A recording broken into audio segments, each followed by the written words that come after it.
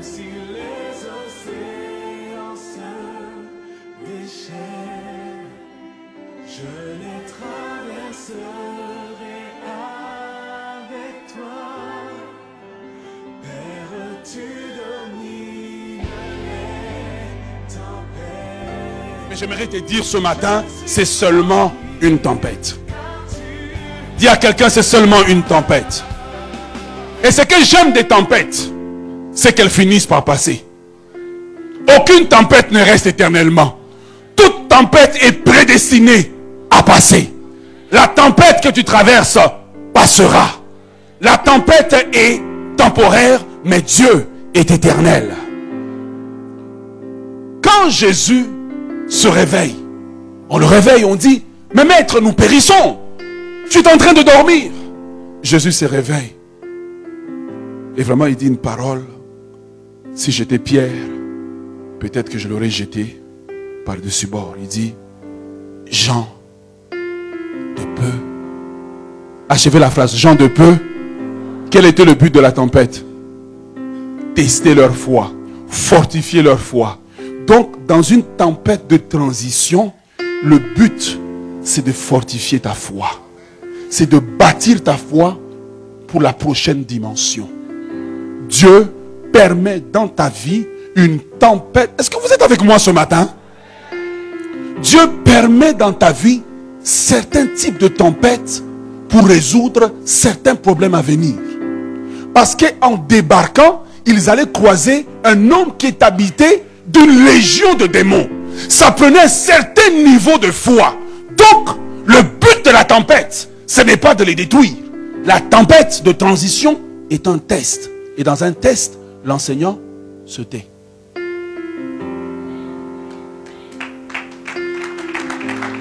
Le silence dans une tempête de transition n'est pas une punition, mais c'est une vérification que la matière a été maîtrisée et acquise afin que quand on passe de l'autre bord, on a une dimension de foi plus forte. On a une dimension de foi plus élevée. Voilà pourquoi quand David, tous ces hommes cherchent à le lapider, c'est une tempête de transition vers la royauté. David, dans la tempête, a la bonne réaction.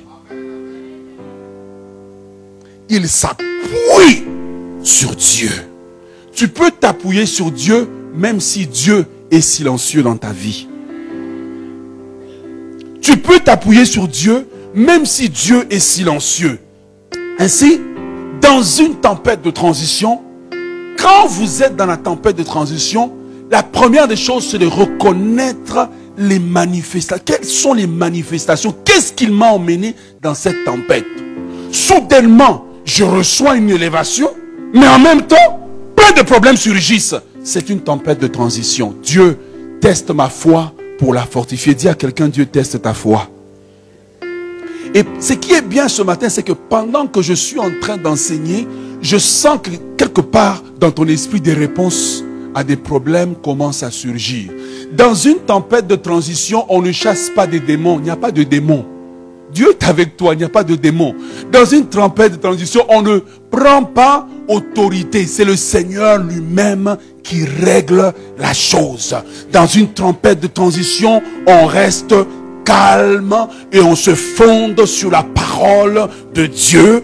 Que Dieu qui a permis la tempête contrôle la tempête, et avec l'épreuve, il préparera le moyen de m'en sortir. La Bible dit que le soir arrivent les pleurs, mais le matin, c'est l'allégresse.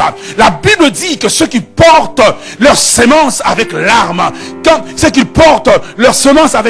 quand ils moissonnent, ils retournent avec des cris de joie. Je suis venu dire à quelqu'un ce matin qui traverse une tempête de transition, c'est seulement un test, c'est seulement une transition. Tu es en transition vers ta bénédiction. Tu es en transition vers ton élévation. Et quand tu es en transition vers ton élévation, tout ce que tu vis est une zone de turbulence.